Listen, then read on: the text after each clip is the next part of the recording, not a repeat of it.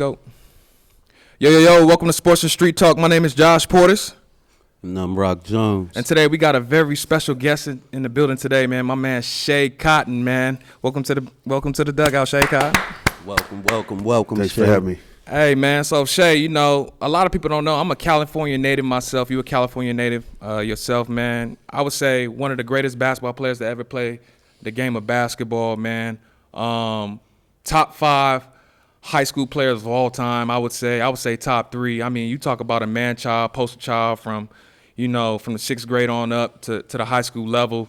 And then I'm going to let you just tell your story, obviously, and what happened after that, because a lot of people want to know what happened if he's, such the greatest basketball player to ever play the game, especially at the high school level. A lot of peers, a lot of people respect you, from KG to Paul Pierce to, Elton Brand. Even you have a former NFL player that speaks highly of you, and Randy Moss.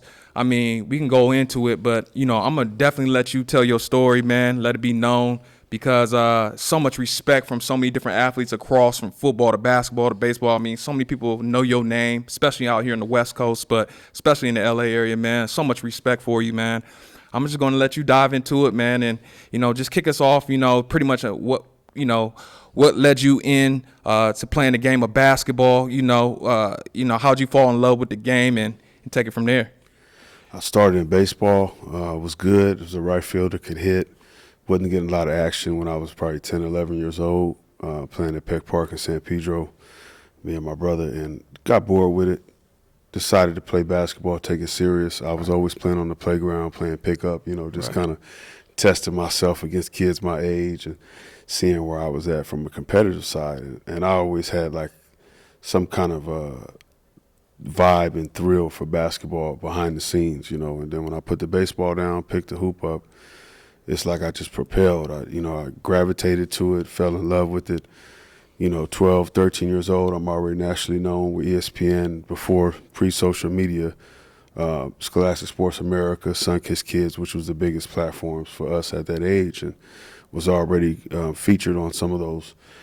So I knew I was on the right track, and my parents was committed to me and my brother staying out of trouble growing up in the L.A. area, just dealing with the drugs and the gangs that was running rampant at that time, the late 80s. It was tough. It was a different city at that time. So it meant a lot to dial in your focus and really be good at it, give yourself an opportunity, because, for us growing up in the L.A. Harbor area, it's always like a good job was being a longshoreman, when you finish school. If you don't get your degree, what are you going to do? You better be good at something. So, sports was like a way out and a way to channel a lot of that frustration too, that we went through. So when I picked the rock up, it was like everything just kind of propelled. By the time I was 15, I was featured in Sports Illustrated, probably one of the youngest, from what I understand, other than Barnabas James from the LA area, who never really panned out after that. It's never really been done since. And then even in high school, being the State Player of the Year, CIF Player of the Year, John Wood Player of the Year as a sophomore, has never been done in the state of California since. So it's crazy. People need to really look into this and watch this film and take it serious. Yeah, for sure. Where and when did you get the name? And he's the originator of the name Man-Child. Who gave you that? The writers, all of the writers and the reporters, they said it was like a man amongst boys. My comparison was, they said I was Jordan and Barkley put together. So I said, that's a hell of a combo. I mean, I would say you the left hand before, the left hand LeBron James before LeBron James. I mean, you talk about the size, the physicality, the tenacious veracity that you play, your mindset, the mentality, the way you just take over games. I'm talking about dropping 40, 50, And one thing I always remember, me growing up watching you play, bro, you never disappointed the people that came and watched you play, from a young age to obviously, playing into, the pro sports and things like that. You always showed up and always wanted to show out, man, for real. Yeah, Where'd you get that drive from? That ferocious drive that you got? I think my father instilled in me and my brother young. We were always kind of guys that wanted to earn our keep and prove ourselves. So doing construction from a young age at 11, 12 years old, in the heat at that time in LA, it was 108 degrees in the heart of summer. And I'm doing that from like 6 in the morning to like 1 in the afternoon. Then you go home and shower and put on your jersey, your uniform, and go play in the AAU tournament. So I hated that so much it gave me a drive where I played with a chip on the court because I never wanted to go back to it. So I wanted to make sure I was playing hard enough and shining bright enough where I would be able to do that for a living. Yeah. You know? Who and what took your game to the next level? I think it was a combination. Playing against my brother, getting beat up from him from young, testing myself against his peers, playing against the older guys. It really producing when it was time. I think the main thing is the development is one side, the training, you have the practice, and then you have the game. The game is the application from all the process, just adding up. The lights come on. Obviously, everything else, the lights are pretty much off. Nobody sees that. Nobody sees your training. Practices are usually closed. When it comes to the game, it's like show up and show out. That's all I knew because I knew I was a commodity, a hot one at that, and I knew I had a lot of pressure on me and expectation. You know, it was a lot of stakes around me. It was a business of basketball that was being created, you know, from young. I mean, 13 years old, you might as well say from that point on, things got crazy. I mean, you talk about agents, handlers, leeches, parasites, you know, groupies, things like that. As a freshman in high school, I'm having to navigate all of this on a national level. You know, What was your favorite memory growing up back then? favorite memory growing up. Two things I'd probably say: dropping 50 on my 12th birthday at Carson High School, Shit. and 12th birthday. shout out to the coach. The Colts, That's man. it. That's it. And you know, I'd probably say winning state title as a sophomore at 16 years old, was on top of the world with a direct line to Nike. Could get anything I wanted.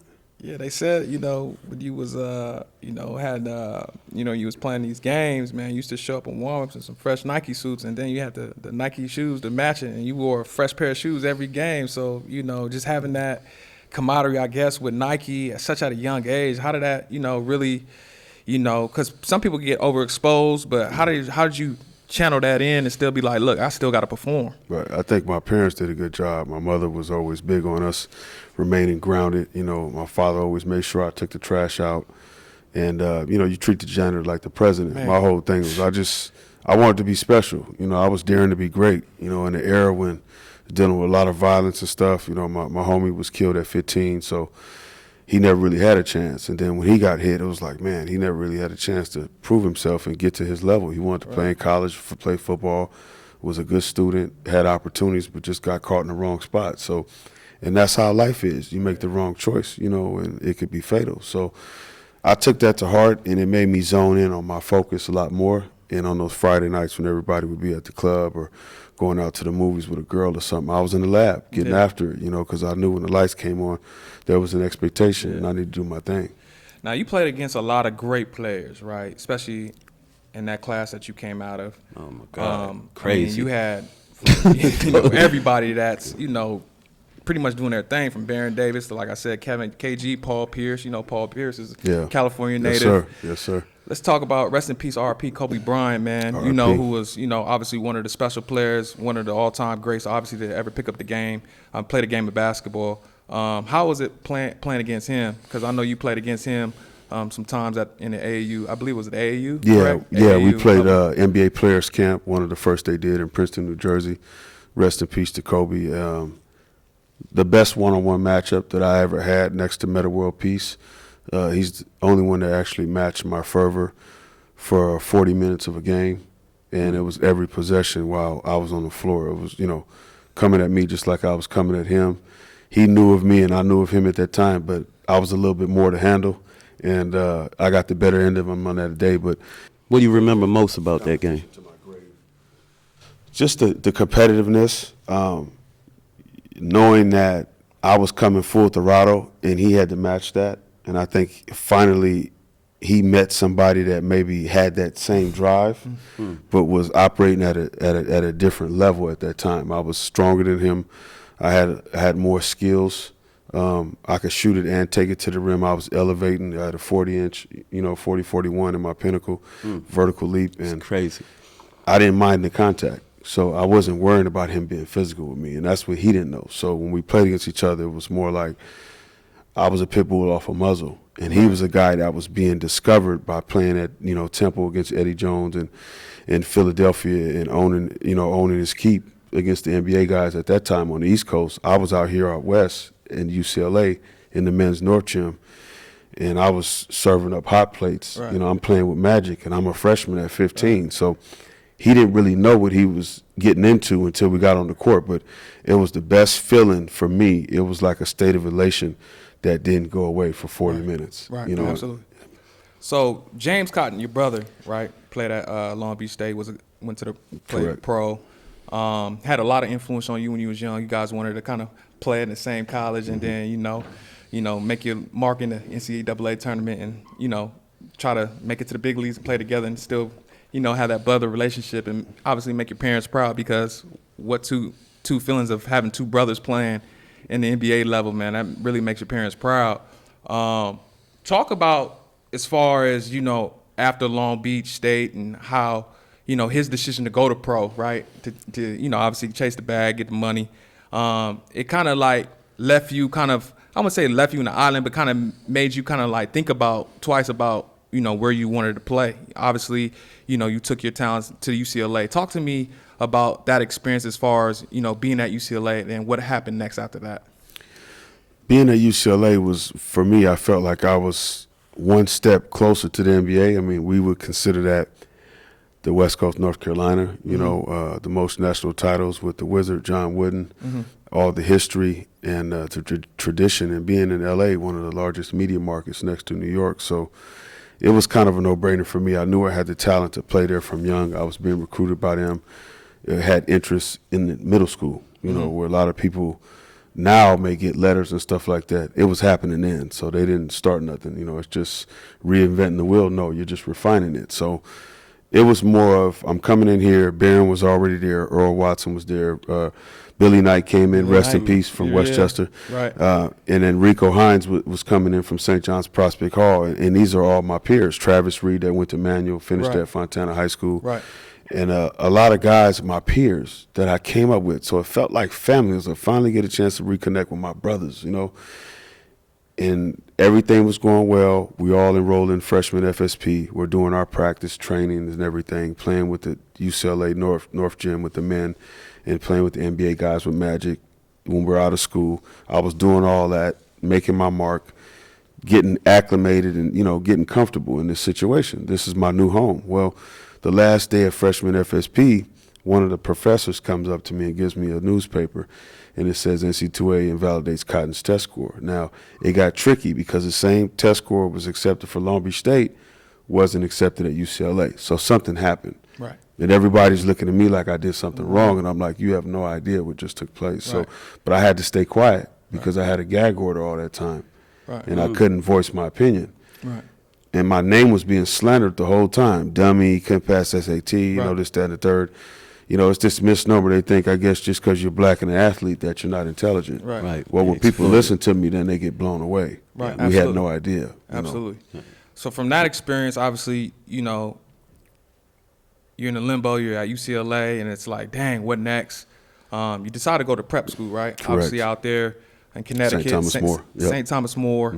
A lot of times when people go to prep schools, either because, bad grades or, people get in trouble, they don't know how to conduct themselves. That wasn't the case with you. Right. You know what I'm saying? So how did that mentality translate to the Thomas More Prep? And he was like, all right, I'm going to go to Thomas More Prep, and I'm going to still try to get this thing done. What was the mindset of going all the way across the country and still putting on the best show that you can possibly put on every game? I felt like it was the best choice because I didn't want my college clock to start. At that time, things were a little different. So if you went enrolled right into a JUCO or something like that, a year of my college eligibility of the 4 would be taken away. So I said, well, this is the only way I could get an extra year and really kill and show people that I'm still him and play in a large media market like the tri-state area, New York, New Jersey, Connecticut, which we accomplished our goal. I played well enough. I led the NEPSAC in scoring at over 30 a game.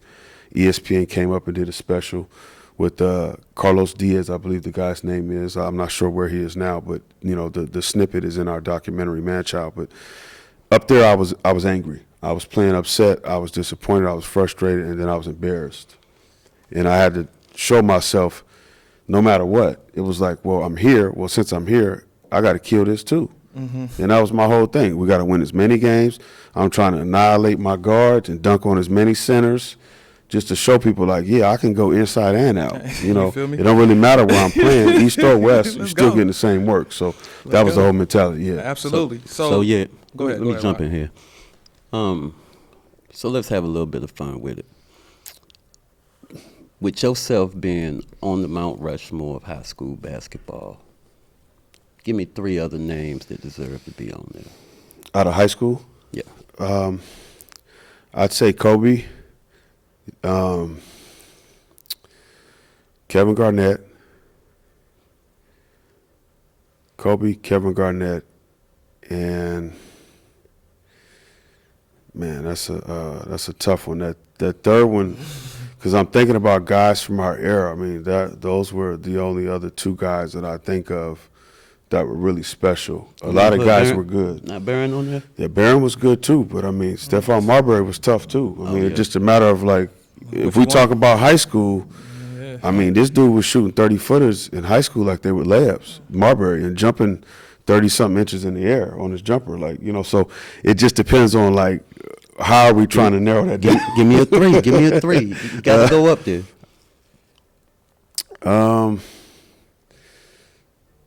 Yeah, I say BD at the guard spot. Yeah. All right. Yeah. So we gonna move on from there to another one. We call this past, present, future.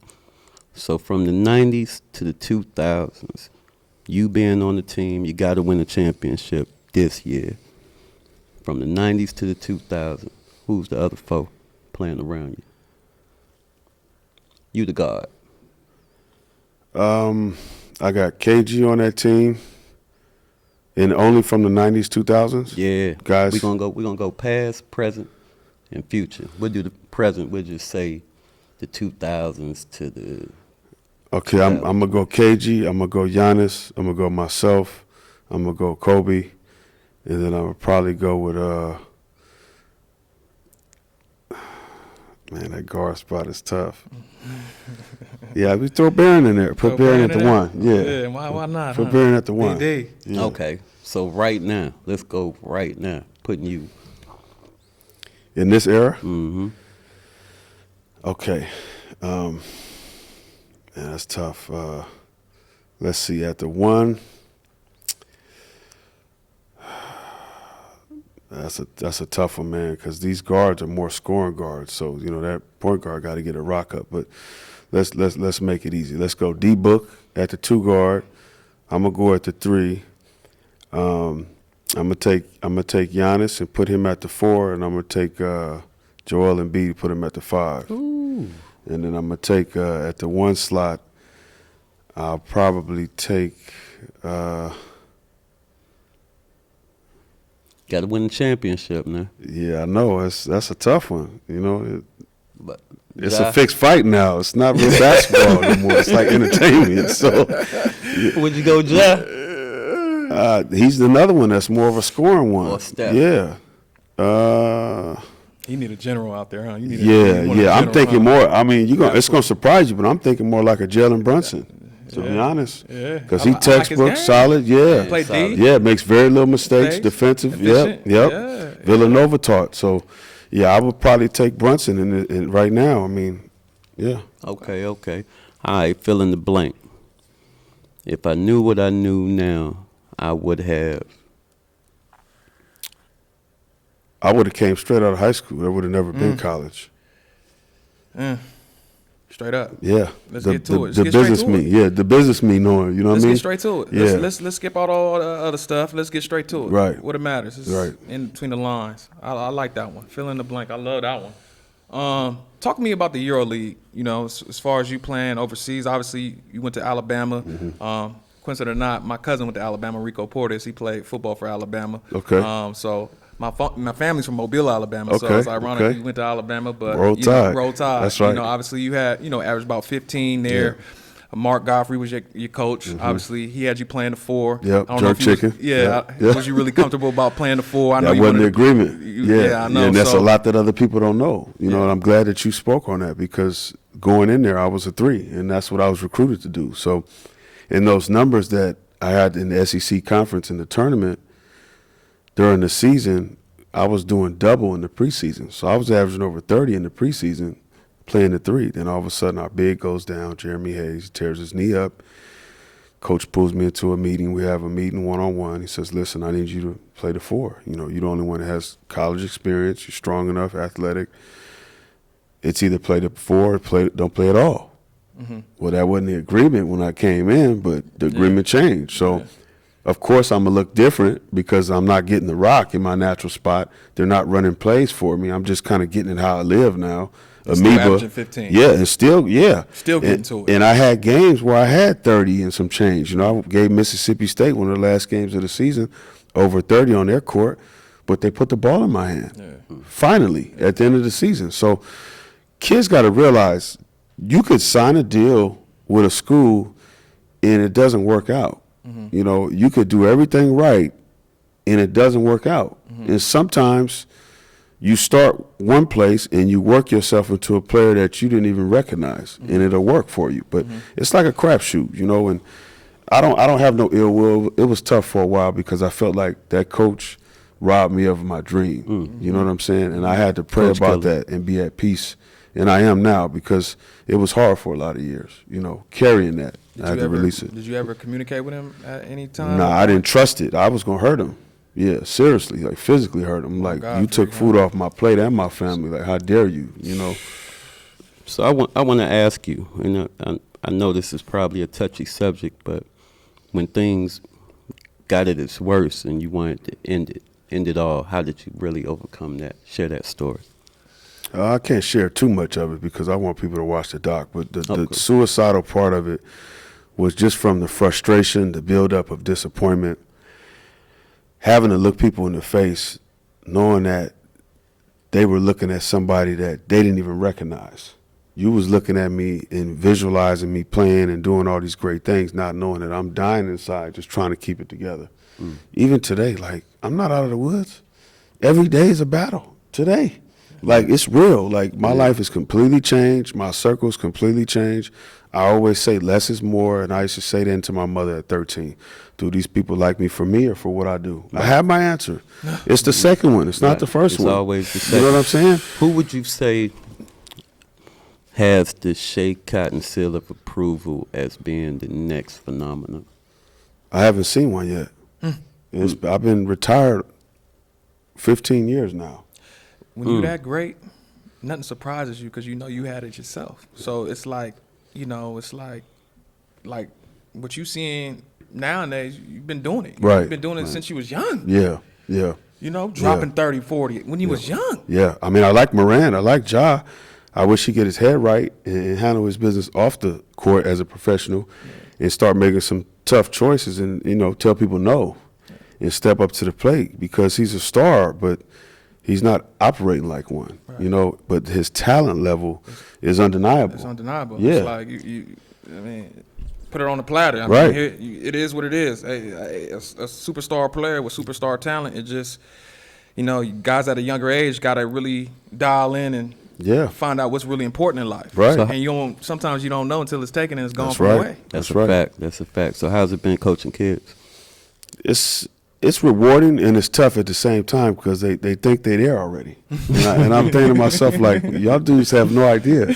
You're lucky that I'm older. You know what I'm saying? So, you know, it's that sense of self-entitlement that you have to slice through these days. I think a lot of the parents live vicariously through the kids instead of being their parent, you know, and making sure they're doing things the right way in the right manner.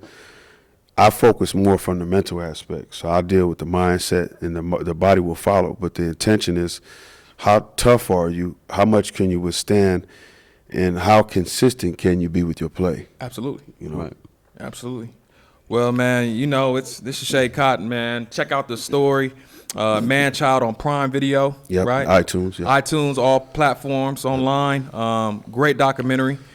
Please go check it out. People not know about the game of basketball. If you're really a sports fan or a historian, please go watch the Man Child, man. You'll learn a lot on, you know, just from the growth of Schea and, you know, the legendary status that we had at St. John Bosco, the modern day, back to St. John Bosco, to the AAUs, to the different tournaments he played in. The former players would tell himself, man, this guy was an animal. Check it out, man. Check it out. Until then, check us out on www.snntalk.net for all the latest episodes, YouTube episodes on YouTube. We're in 50 countries right now. Please come out and support. Peace and love. Peace and love, y'all. Appreciate you, bro. Appreciate you. Yes, sir. Absolutely. Appreciate you, Jay. Yeah, yes, sir. Yes, sir.